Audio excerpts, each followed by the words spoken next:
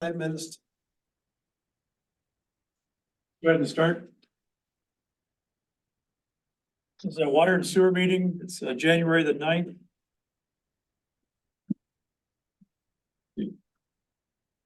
Have agenda there.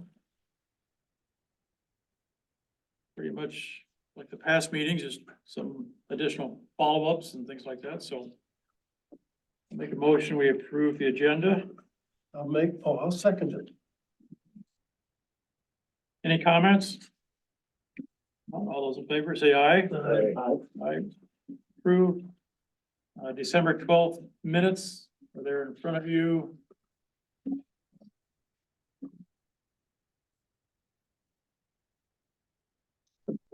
Motion there. I'll make a motion to approve the minutes. I'll second that motion also.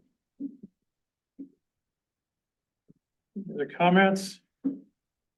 Seeing none, all those in favor, signify by saying aye. Aye, it's approved. The wastewater treatment plant. Not sure what the meant, but anyway, so the stop pay request number 25 is $323,000. So as you can tell by the low amount, it's starting to taper off, but there's just a little work there. Joe is dealing with COVID, but he's on the mend, or I don't know, are you on the mend yet?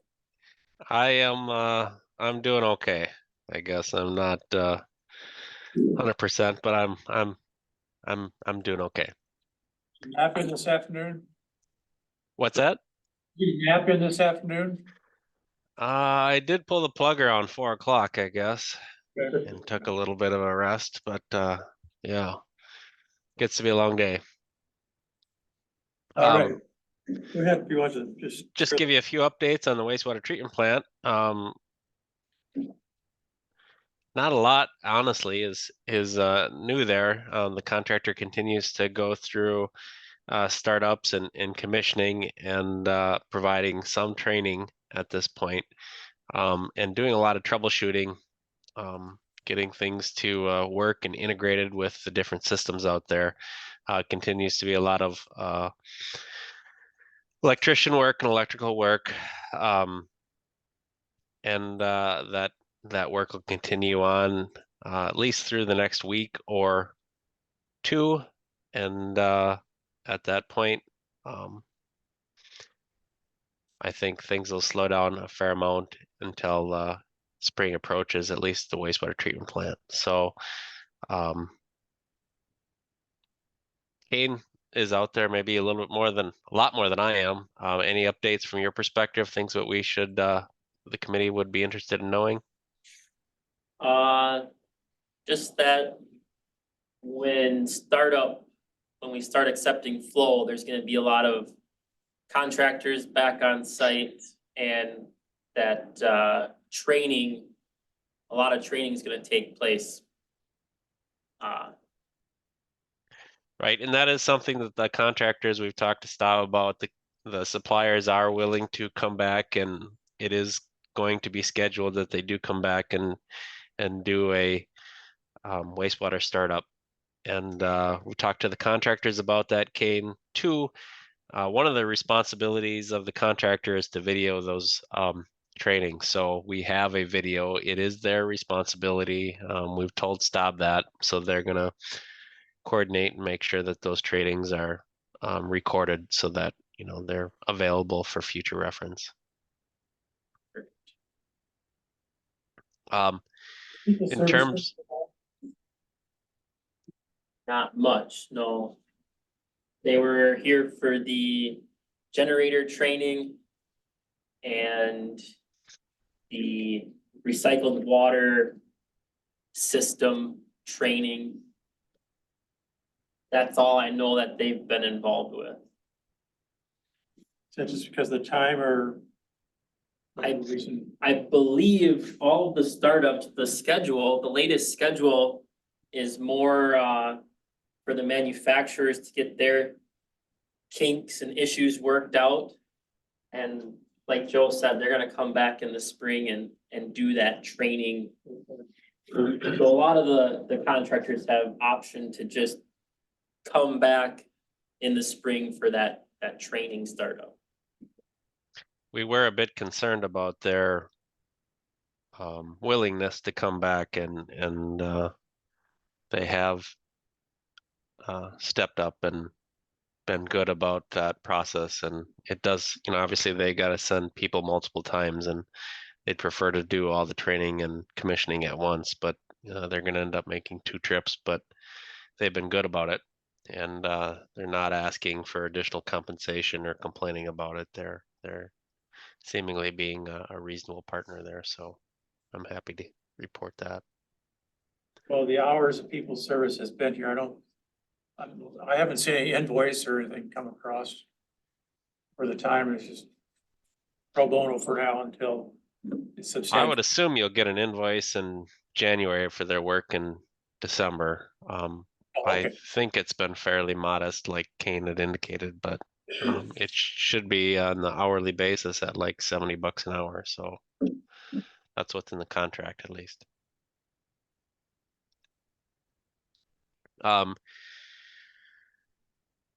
Next contractor coordination meeting is next Tuesday, January 16th at 10 a.m. at City Hall. Of course, I do plan to attend that. Anybody else that wants to come, that's normally not there, you're obviously welcome to come. But at that point, I think we should get a little bit more information about the final material deliveries and the status of the commissioning and startup and training next spring. So looking forward to that meeting. In terms of the material deliveries, we did get some lift station panel components in. I think lift station 1B came in. I think that was last week. What was that, Ryland? I said, that's my panel. Well, 1A. Oh, there you go. Yeah. But I haven't got an update recently on when the rest of those panels are supposed to be shipped, so nothing new. They were supposed to start coming in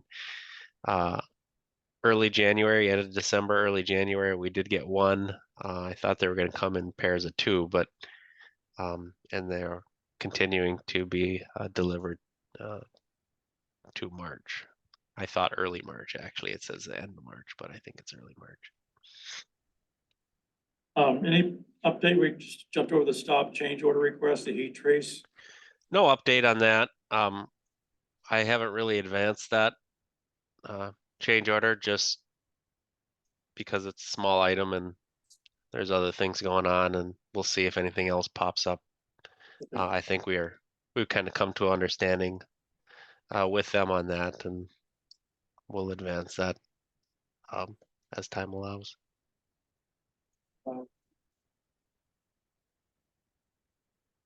Anything else there that people want to visit about or are interested in? Probably hear more in February about the startup date. Definitely. I think it's partly going to be weather dependent. And of course, obviously the other piece is the lift station control panels need to all come in and those lift stations need to be wired and operational so we can start up.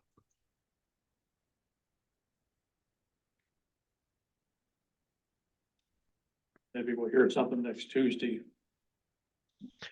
No doubt we will. But again, you never know until they're. Last item there is that winter maintenance program. Now the snow is here and sub-zero temperatures, is that all in place then too? Stop. As far as I know, yes, we'll hear more about that here coming up, but with the cold weather, we do have heat in the buildings. They are circulating water where they need to circulate water and protecting equipment where they need to protect equipment. So I think they have that in hand and they're implementing that. Kane, any thoughts on that? Any concerns about what is or isn't going on out there? I don't think so. there's heat in the buildings. And like you said, the outdoor tanks, the outdoor water, that's been moving around, so. I know some of the tanks in the SBR are they're gonna fill and they want them to freeze. They just don't want them to freeze solid. So they have to put so much water in them. 10 feet, halfway, whatever, so they don't freeze solid. And I believe they have to run a few pumps every now and again to circulate that water. That's what I understand as well. All the diffusers replaced.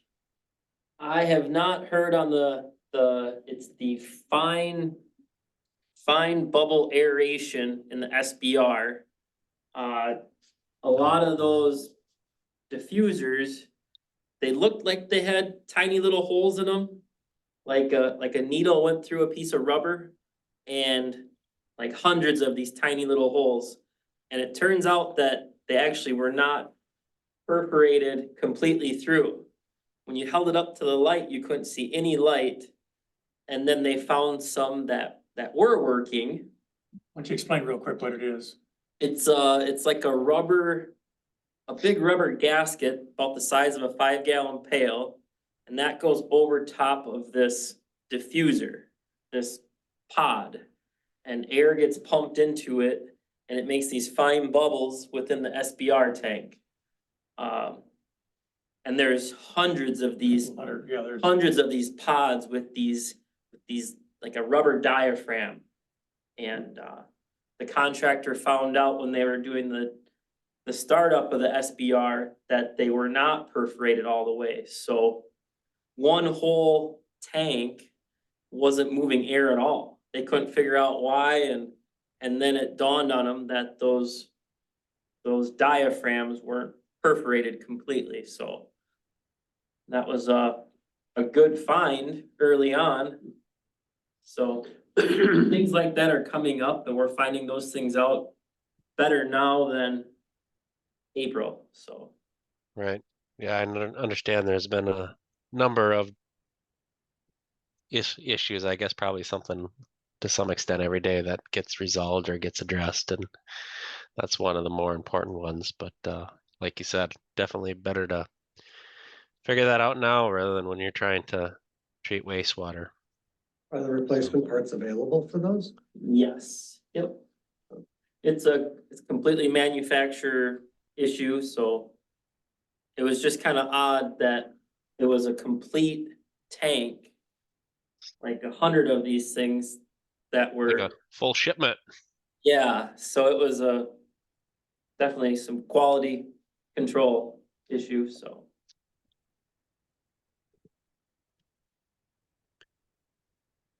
So in the future, if you look at it and it can't see through it, then that's probably a defective diaphragm. You shouldn't install it. Right, and the contractor knows that, so when they turn the air onto the system, you can see these fine bubbles come out of each one of these pods. Like I said, they're every 2 feet. You know, there's hundreds of them in these tanks, and so the startup, one of their tests is to verify each one of those pods is working. And so with a few inches of water above the diaphragm, you can see it. It looks like 7-Up, you know, just bubbles coming out of the diaphragm. It's a good thing to see in fresh water and not in sewage. Yep, and that's some of this clean water commissioning or clean water testing that's been happening the last month or so. Okay. All right, Fitzgerald, Fitzgerald's work is largely wrapped up too. They are continuing to do some punch list work, pouring dog houses and manholes, putting location markers for manholes and force main, you know, addressing miscellaneous punch list stuff. I think they were doing some man drilling, which is basically pulling well, a mandrel through the pipe to check for deflections and deformities within the pipe. So the sanitary sewer mains, and so they've been doing a lot of that. And they think they were trying to wrap most of that up today. I'm not sure. I didn't touch base with Jeff if they got through all that or not, but they've done a lot of testing and that type of thing, and we really haven't had any failures or significant findings, which is good. So, you know, apart There's from a the lift couple water station work, leaks. their stuff's gonna wrap up pretty quick. What? There's a couple water leaks too, that they found, but I don't think they've taken care of, have they? The one on Fifth Street, southeast. Yep, they're aware of that one, and then there's another leak over by Third Avenue and 12th Street. Do you where we're mean sanitary sewer main or water main? sanitary sewer? We're Yeah, getting- there's like, are you talking about the groundwater infiltration issue that we had? So they've identified 3 of those locations that I Okay. know of that they've kind of corrected. I thought they had corrected, but maybe they've just identified them. I believe they're finding more infiltration, more groundwater. The one over on 12th and Third. I saw that one today. That one's coming in. We're leaking pretty good there. And then Fifth And that's Street, at a manhole around a boot? that is, yep. Yeah.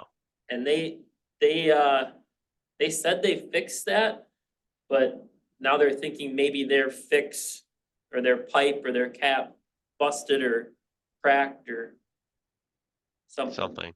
Something that needs to be addressed. I thought I thought they had addressed all of those items, but I did too, Joe, yes. So more to come there. well, they're important issues to get resolved and get resolved soon, so we'll have to meet with them on that. So there's no water supply issues, leaks on the water lines. Nope, They're all pressure tested and all good to go. yes, I believe so. All the water main is good to go.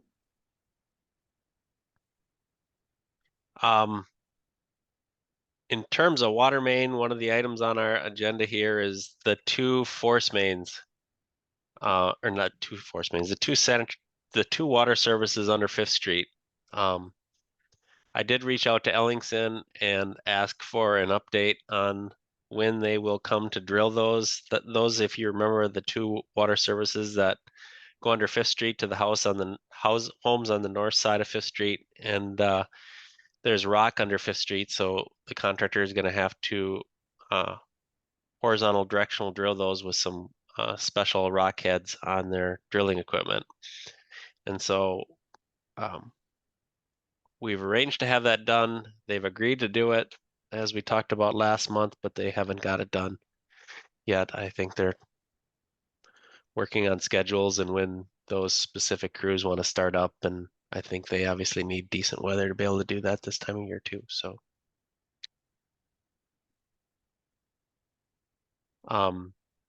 They are grinder stations. Electrical hookup. That's another item that we have to talk about. We did send out letters to about 40 property owners that, They each have a copy of that there. okay, have not installed their electrical disconnects. I had previously thought it was 20 based on the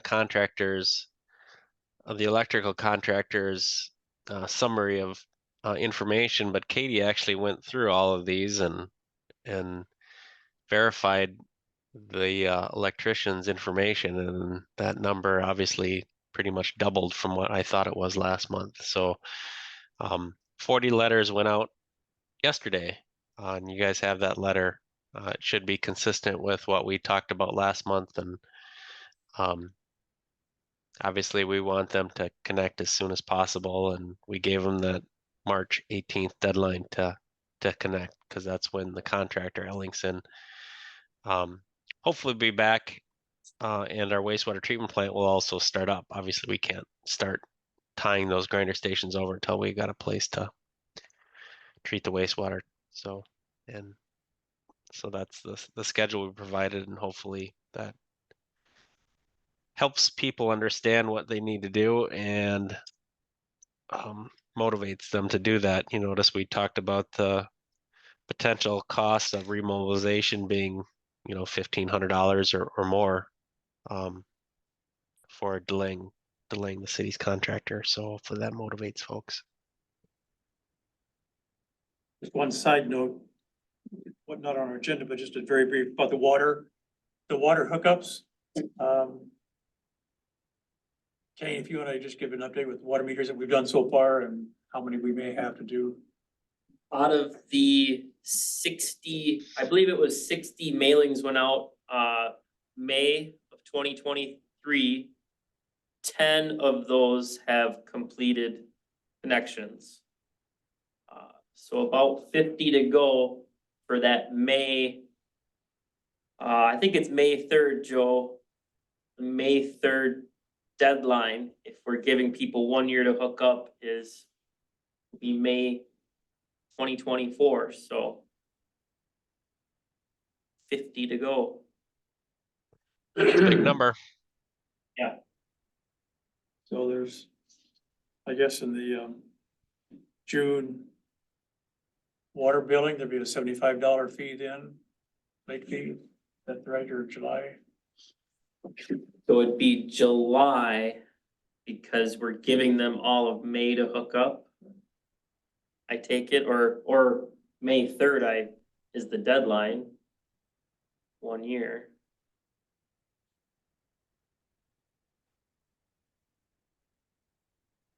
What's the May water goes out in June, Correct. so it'd be the June then.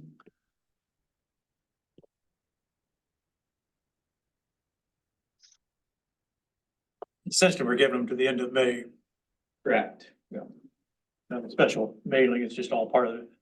They're all, those 60 will be put into the system and 10 will get a water meter reading, the other 50 will just get a letter or a fee. Correct.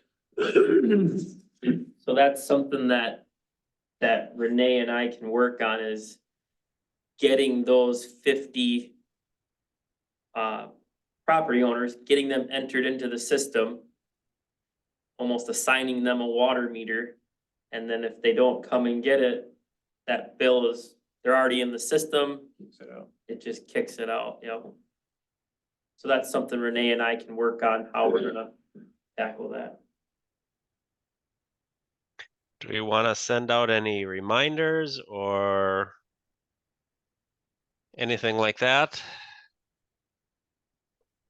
Do we want to wait till closer to the deadline? I can send out emails pretty easily, but we could, we obviously have mailing lists and things like that too that we could use. Well, for those that have kind of forgot about it, I guess a mailing would be similar to what we did here with the water hookup, we make sure it's in the headline or in the title, what it's referencing is the deadline. And just a 1-page document. I think a mailing would be appropriate, and I would give them enough time, because I don't know how many of these you can hook up a day. If 50 of them call up on March 2nd, then you can't get them all, I don't know. Yeah. Quick, they can be installed, right? So Give as much notice as possible. maybe as the temperatures warm up in March or something, give them a Yeah. reminder and say, hey, you got a couple Yeah. months. So, Yeah, maybe it would be good to wait till it gets a little warmer at least. We did have some good news, or I guess we had a meeting with the SWCD, Olmsted County SWCD today that isn't on the agenda, but just mention briefly. They did secure a $240,000 grant through Bowser. And that grant allows them to fund well abandonments.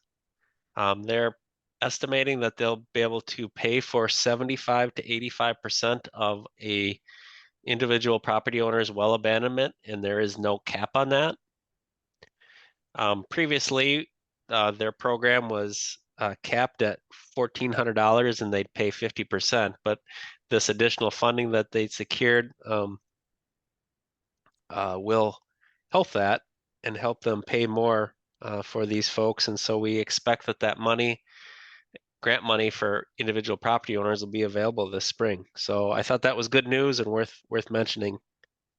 So hats off to the SWCD there for making that happen or helping make that happen.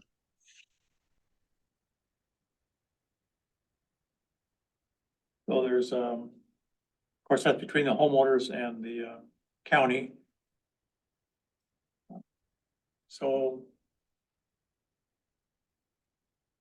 did we talk about a time frame when that letter would go out to the 60-some people? From the SWCD or? Yeah, from us. We did not. I guess I'd asked them to provide something and I could either email it out or send it out. They were kind of throwing some ideas out about having kind of a public open house for people to come in, Yeah. ask about the program and sign up. You know, much like we did for easements and the low pressure sewer agreement signature process. So that I think they're still contemplating what they want to do and how they want to do that. So a little bit more to come there. So that would be something to include in this letter. The one page about hooking up the water. Kind of Yeah, talking about before. and the reality is there's already within our guidance document information about the program. It's just they've secured additional funding, and so the contacts are still the same. It's just that the percent of the grant funding has increased over what's in that guidance document. So it's a better scenario than it previously was. But we can certainly make light of that and emphasize the fact that there's, you know, a pretty good opportunity to pay a fairly significant cost for abandonment of those wells, which is, I think, good for everybody.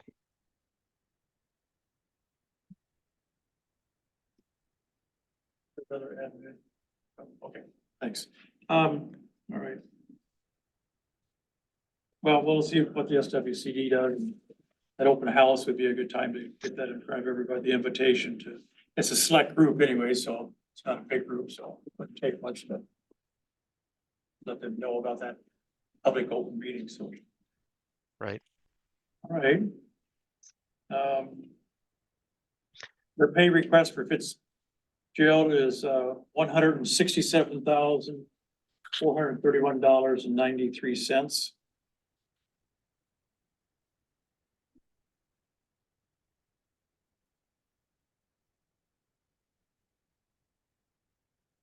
Okay, so I think are we done with the construction? We'll go for our next subject of our ongoing discussion about sewer rates and things that Kane and I have been talking about, and we talked very briefly. We talked about the different scenarios, and Joe, I just sent that to you in an email. Okay. Okay. So we have copies here.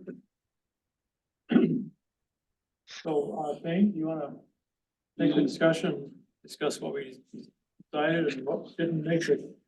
So, Ryland and I have been working with some other cities and just figuring out how they do their rate structure. And Pine Island, Wanamingo, Eota, and Rochester all base their sewer rates off of their water meter.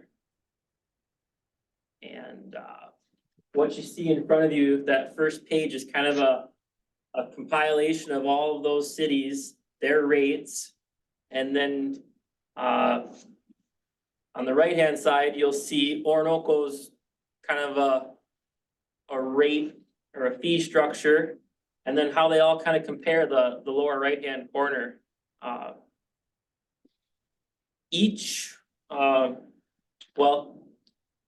Eota, Wanamingo, and Pine Island, they all use the water meter reading for sewer. And so what they do, we were talking about irrigation last month, that was kind of a big topic, non-sewered water. And They offer a second water meter at about 50% of the cost. And that way you don't pay sewer fees on irrigation water. So that's one way the city kind of promotes that. Which were those cities, Kate? Wanamingo, Eota, Pine Island. Now Rochester, I did dig into theirs. Rochester is kind of a monster compared to the rest of these towns. I mean, 100,000 people versus 5,000 people. But to put it on there though, to see where these other small towns are nearby, close to Rochester, Olmsted County.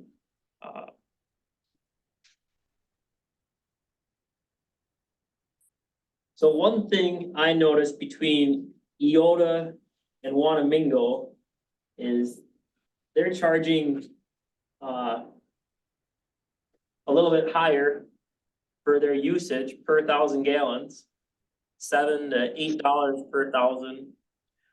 Orinoco, we've talked, and Joe, you can kind of explain where some of these numbers came from, but base rate per ERU of $20, top right-hand corner, and then usage $5 per 1,000 gallons. The state surcharge, that's everyone across the board. And then you kind of come up with, there's some examples there, 1,000, 3,000, 5,000. So. Right, and I think we patterned our rate structure off of what the city of Rochester was charging, and I think Ryland has the city of Rochester's rates. That $20 base rate plus the usage rate, I think was a 2022 rate. And so within our cash flow projections, we had projected sewer rates to increase on an annual basis at 3%.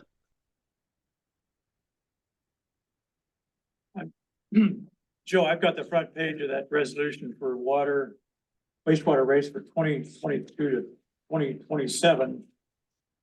And so Rochester takes a different approach, just set the rates for 6 years out for a resolution. They did that last year. That's really a function of capital improvement planning and council, making sure that the council is aware of kind of what the intended rate increases are. But I think every year, those have to be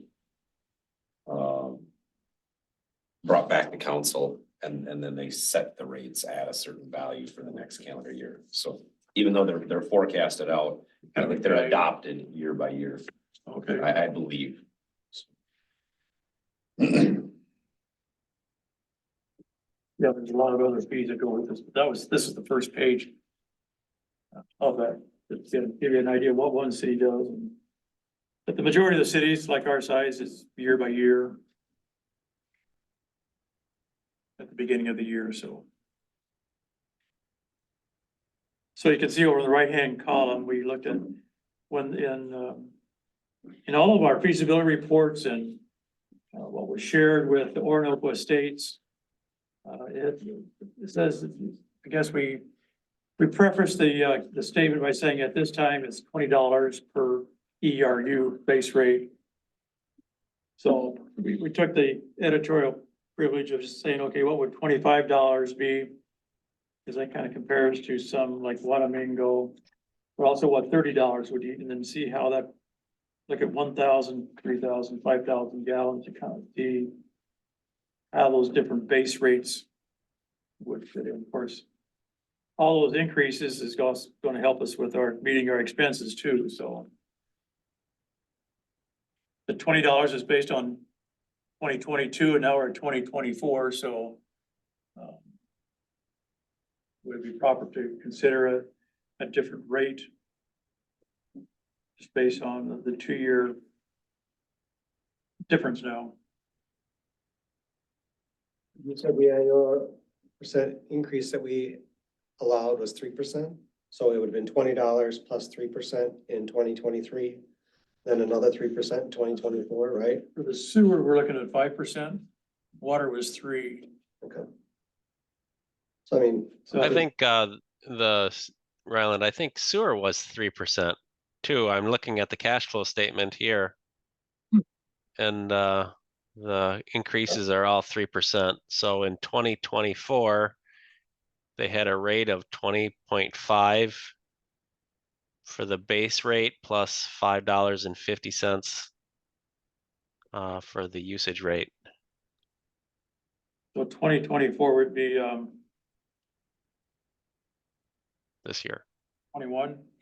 21.22.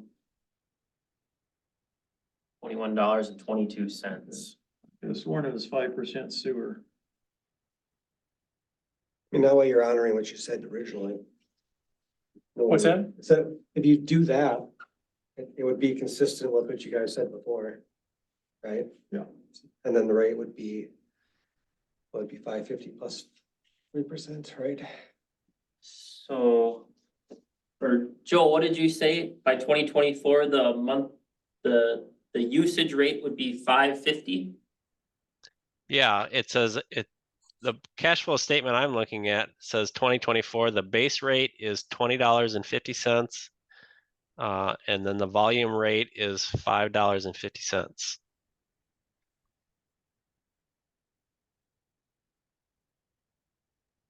In 2024, Yeah, 21, oh, that was 550? So the 2024 be, the base would be $21.20 plus $5 and, 50 cents for the usage. oh, it's that, okay, it's that.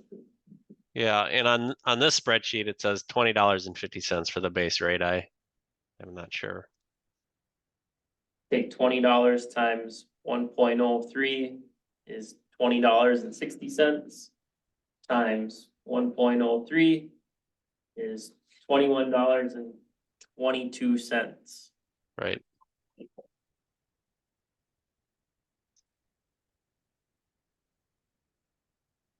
I think in principle, it's better to make incremental changes every year to keep up with the, inflation especially. Yep. But also any planned capital improvement projects or those kind of things to make sure that the enterprise fund is fiscally sustainable and not wait until 15 years down the road. Sometimes you see these cities that have crazy low water rates. And then when it comes time to upgrade their plant, they don't have any money. And then they're complaining that they're gonna be paying, their water rates are gonna go from $10 a month to $45 a month, which is what everybody else is paying anyway. But it kind of comes out of nowhere for the users. So in theory, until we have some operational history to kind of tweak those numbers, I don't see any reason to change them based on what you guys have already calculated.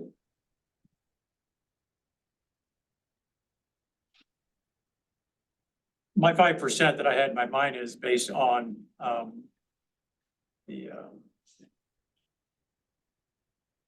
either the whack and sack and those fees go up 5%.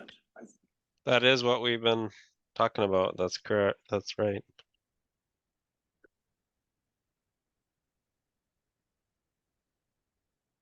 Okay.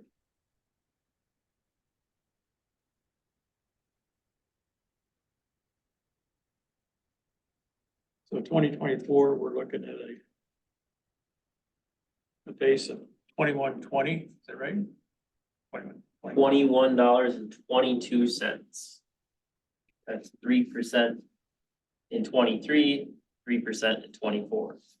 Yes, $5 rate goes to, Is that the 3% increase as well?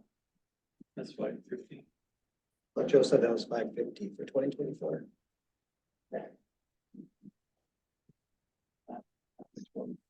Three.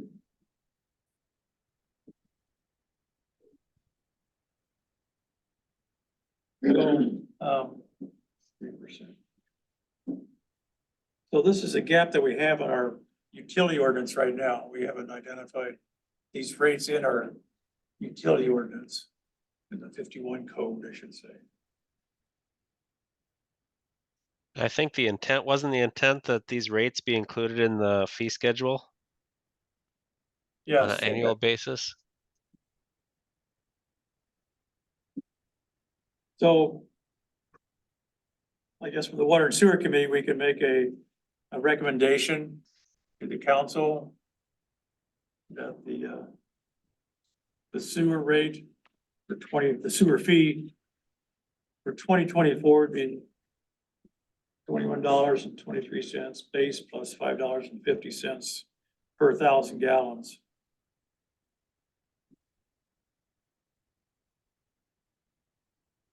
Should we make that a motion? Can you do that recommendation?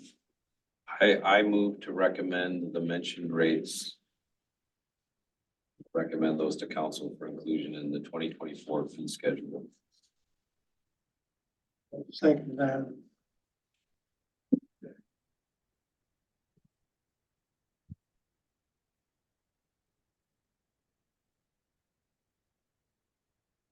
Okay, we'll make sure that, any other comments? I think it's a good starting point, and I think that, we'll see how well it does. Any other comments? Seeing none, all those in favor, signify by saying aye. Aye. Opposed? That's approved. So I will share that with city staff. We'll get that on the agenda.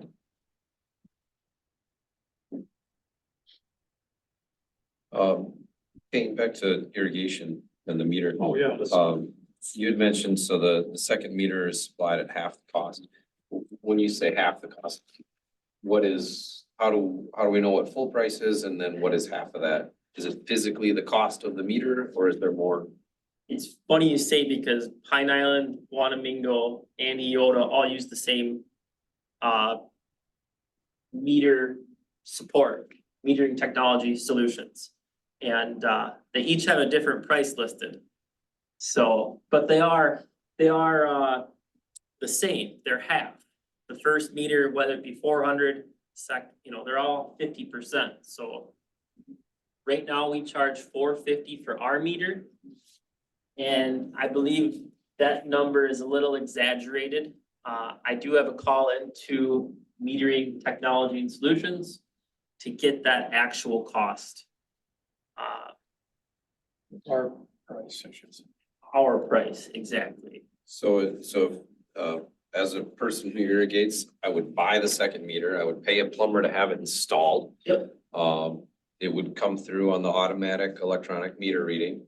Correct. How does it look physically installed? Is the irrigation water metered completely separately? Yeah. So all of my domestic use for my house goes through this meter. All of my irrigation water goes through this meter. Correct. When the meter readings happen, those two numbers get combined. Correct. I get one water bill based on 2 meters. Yep. And one sewer bill based on the single meter. Correct. So we're still gonna charge you for the amount of water you used based on the city's rate structure, right? 0 to 5,000, so much per 1,000. 5 to 10,000, a little bit more. Incrementally, the more you use, the more you pay. That's based on the total. Total. usage. Yep, Now, if I use 4,999 gallons on this meter and 4,999 on this meter, my total usage is gonna be less just than shy of 10. 10, Yep, and that's gonna be my rate. Okay. Okay. but now But we For the can month. charge sewer on the domestic meter, not on the irrigation meter. And there won't be a separate base fee. It's still one account, one base fee. that's the way to do that, correct? Yep. A question about the second meter, is everybody that has an irrigation system turns the water off going to that meter? So that meter is just sitting there idle for 7, 8 months. Is that a problem with that water meter? Haven't, It's filled with water, but it's just not moving, just sitting there. you're right, and, like I said, the other towns, Wanamingo, Pine Island, Neota, we're all using the same meter technology, so I don't see it being an issue. It hasn't been brought up that it's gonna sit and get stuck in one spot. That hasn't been a concern I've heard. So, when Kane and I were talking about this process and coming up with this proposal, we took a couple of the high users and just did a hypothetical, how much would they be saving by having a second meter, I guess it was. What would be the length of time return on investment? Probably one season or less. I think we looked at somebody who used about 50,000 gallons extra in the summer months. We'll call that irrigation water. It'd take them 2 years to pay off that. Or to save that, I guess you would. Yeah, 50% reduction in the meter. Correct. That If we didn't have the second meter, our city cost or what we would propose that second meter to cost, so we were kind of eyeballed it, at least a couple of years probably. And the thing is the city's gonna have to get a little creative with the inspection of that. We don't wanna charge a lot of inspection fees on top of that second meter. That's something that needs to get considered and how we want to do that. So, speaking with Pine Island's Public Works Director, I asked him, well, how do the residents handle this? What are their reactions when you tell them they need a second meter? Well, it's a sewer on all those thousands of gallons. Do that for a couple months and you could have purchased this meter, and so everyone goes for it. Everyone does it. There's a few people that don't. You'll have those in every town, I guess, so.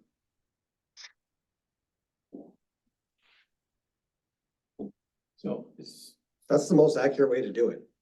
2 meters. We were trying to come up with an average, and I was doing it. I was going through and Ryland, I showed Ryland, the months, 6 months, November through, April.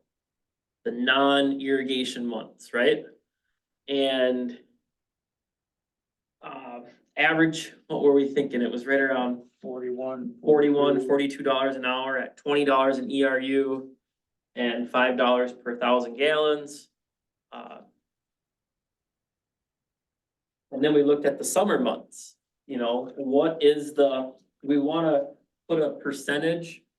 We were talking about 110 or 120% for summer usage. Did we wanna go into that calculation for everyone? Or after speaking with these other towns, it's everyone's just going off that water meter. And they're pushing that second irrigation meter and then that way they know exactly what is getting sewered and what's not. There's not that huge gap because we're estimating 6 months out of the year, and so it seems like the way to go to use the water meter reading. With the key that you give a 50% discount on the meter. Correct. So I think that's the important key to it, because otherwise our return on investment doubles to 4 years, right? Right. If you're paying full price. Yep. And so if the true cost of the meter is $400 or whatever it ends up being, right? And you only pay 200, yeah, I don't see anybody makes sense to do it. So that extra, when the city buys the meter, it costs $450. Is that accurate? Or give or take, right? So then the city is eating that $250. Correct. we could, but at the same time, over the long run, we'll eventually get that paid back because of the extra collection of that second meter. When we start to offset some of those costs in long term of getting to help pay for that water meter that we're losing if we set the pricing up that way? Only if you suspect that you are underreporting sewer usage when you're estimating. If that's what you suspect, then yes, the city will realize a benefit to that because it's accurate, right? And if you believe you are underreporting, well, now you believe that you've got the number that you can trust. Otherwise, the city's out that $225. So, per meter. And I could support, as a homeowner and a resident, I could support either one, I suppose. My preference would still be for the estimating, but that's just a preference. So we talked about the estimate, the average, but then we have people that only use 900 gallons of water. So they're penalized because of that low amount. The low users, the people using less than 1,000 gallons a month, they're gonna be supporting the estimation. When I talk about an average, I talk about an average per home, per account. My average water usage has nothing to do with yours, or, so that when I talk about an average, that's what I'm talking about, so. Because, yeah, I think it's also important that I pay my own way, right? I got a family of 4 and my daughter's sitting in the shower for half an hour. You know, Granddaughters. nobody else needs to pay for that except me, right? So. And so likewise, if we go with this per month water meter usage, say you've got an ice rink, say it's a dry fall and you wanna irrigate, say it's a dry spring and you wanna, we're not getting into which 6 months are we gonna take averages from. It's accurate month to month. If you want an ice rink in January, go for it. You can use that irrigation meter. Or you don't have that irrigation meter, maybe you should think about it. I mean, No, I see the value in it. I just, the city's gonna eat that 50% of that meter cost, correct. or absorb it. And so that's just an important thing to be aware of as well, that water utility is gonna have to cover that cost. And hopefully with the water rates moving forward, hopefully water rates cover, in Rochester, you don't pay for a meter. Right? A meter the water utility provides that. They eat that cost, right? Where some of these smaller towns, they really need to track those expenses and recuperate the costs, so. But hopefully, moving forward, the water rates and the usage fees cover those expenses. And these, It's hard to these, say. these 3 cities are not financially hurting. They're able to cover the cost of the meters now through their fees. I suspect that Orinoco would be too, because it's not everybody has a, No, and those of us that are irrigating probably don't have to worry too much about the financial hardship of the second year, right? I mean, it's kind of a first world problem. Lack of better term, so I could support either way. So I think it's just a more accurate reading to help us monitor our sewage fees and expenses and there's probably maybe, we have 600 homes. Businesses and homes is 606 right now, I believe, is what our EDA person told us, so. I don't know. 20% of those might do irrigation. I don't know what that number is. That'd be relatively easy to see because the people who do, you get your 900 gallon a month average person, right? That number's flat all year. Yeah. And you look at somebody's August usage, and if it's 3 times their January usage, they're leaders. Or probably more than 3 times. It just seemed to be, I guess our takeaway was that this is just a more fair and equitable way of approaching it, and we can easy to maintain it and it's not a hardship for our billing people to do averages. It's just, here's the meter reading, here's your sewer. And I guess we picked up on that after looking at all, everybody else. I mean, especially as we're gonna get more businesses and other things, a lot of those businesses are gonna have irrigation and stuff. So I would support the 2 meters, following the same programs that these other cities offer. Well, why don't we hold off, if we can get those costs and come back in February? Yep. With the second meter proposal recommendation. We can finalize it there. So I think it's also, you know, for example, for me, I'm gonna want that meter installed April, right? Cause, I don't wanna pay sewer on all that water. And so I think it's gonna be important too, to have the kind of tentative plan in place. What permits need to be pulled? What are the inspection requirements? Yes. How many meters do we think we're gonna need? Cause if I call and I say, hey, I need a meter, Kane, and you say, it's gonna be 8 weeks, I'm gonna be cranky.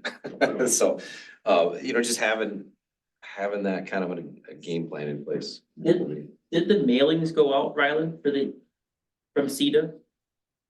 Did they already go out? no, we had a little hiccup, so they'll be probably tomorrow, this week yet. I was gonna say, could we add in there, do you have an irrigation system? Or maybe we could do on the water billing, we could do one. Please respond if you have irrigation. If we were to do a newsletter in the near future, we could put something in there too. Just get an It's pretty idea. newsletter, but- Yeah, I mean, But you may- even if somebody fine. just reaches out to staff and says, I'm gonna put me on that list. Mhm. Right. I wanna reserve a Start, meter. yeah. Contact City Hall if you're interested. And you know, I could take some of the data from last year and pretty much narrow it down to Anything over, the highest 100 users. And that would be a good starting Yeah. point, right? You know, I won't be using so much next year. I ain't gonna, my young trees got started. I ain't gonna water them more. But yeah, I think using the next month to kind of get some of that figured out. Yeah. It'll help everything go smooth.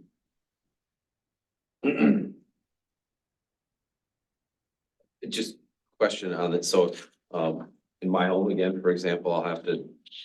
Well, everyone should have a main water shut off, but if they don't, and they needed something shut off at the curb, is that a city staff thing, or can a licensed plumber do that? So the curb stop is a part of the water utility. Okay. So I would say the curb stop is city manages that, Maintains, operates okay. that. Now, if you, the homeowner, the plumber, that breaks, that snaps, something goes on, you know, who's responsible for that then, right? Yeah. So, but that irrigation line has a shut off. So the meter's after that shut off, so, Well, they'll have to be replumbed though, cause oh, yeah. right now, my meter measures everything. So if I put another meter in downstream of that, I'll be double metering my irrigation use. So I gotta shut off my main shut off, Why in there? shut off the main, and then split the service between the 2 meters. Yep. So, The curb stop would still shut the whole property down, Yeah. but you would, after that, you would have domestic and yeah, irrigation. and I've got it, most homes should have a shut off in their basement or wherever in their home, but if it doesn't work or.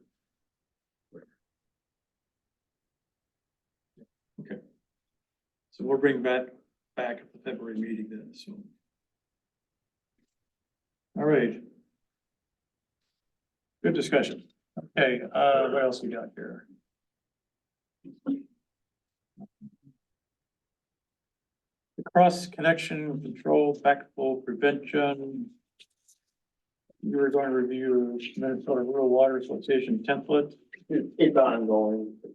ongoing, okay. Now for your daughter's shower, Dylan, you may want to put, maybe want a third meter on that shower, you can start, And one, so you got it off. you can tell, go, here, so you, Seven, it's all going. you just work out a deal, that says, okay, we're gonna start watching the charts for every 1,000 gallons used, that's $100 off of your tuition. You know, it's a challenge. What do they do? They just stand there, I guess. I don't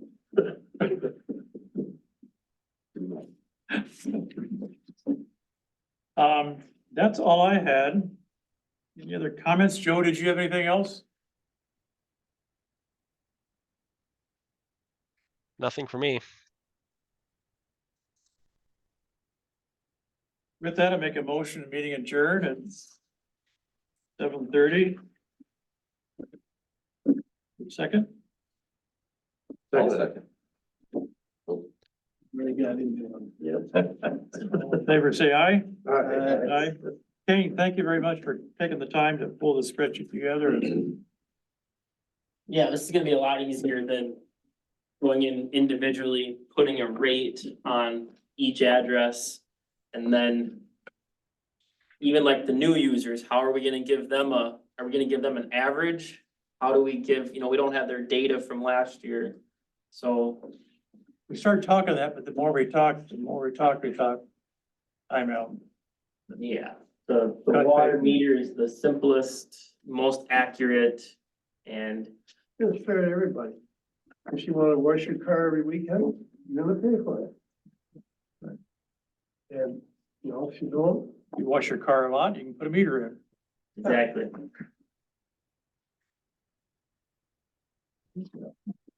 All right, sorry I was late. Thank you. No problem.